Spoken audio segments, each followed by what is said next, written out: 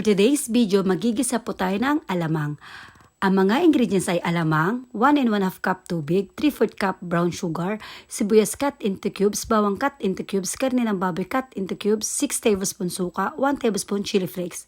First guys, i-fry muna natin yung ating karne ng baboy until mag-golden brown. Pag golden brown na guys, igisa na natin ang ating sibuyas at bawang until maging translucent ito. Pag translucent na guys ang ating sibuyas at bawang, pwede na nating ihalo ang karne ng baboy na finry natin kanina. Igisa lang.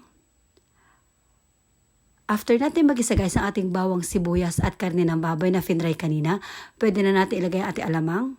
Halo-haluin lang at hayaan magisa for at least 5 minutes. After 5 minutes ng pagigisa sa ating alamang guys, pwede na natin ilagay ating brown sugar, tubig at suka. Halo-haluin lang at hayaang maluto until matuyo ang sabaw. At pag tuyo na guys ang sabaw ng ating ginisang alamang, pwede na nating ilagay ang ating chili flakes. Halo-haluin lang guys at hayaang maluto for another 2 minutes.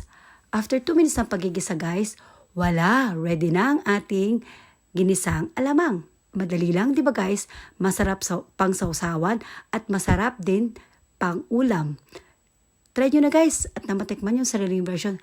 Thanks for watching. Ingat po kayong lagi. God bless. Bye!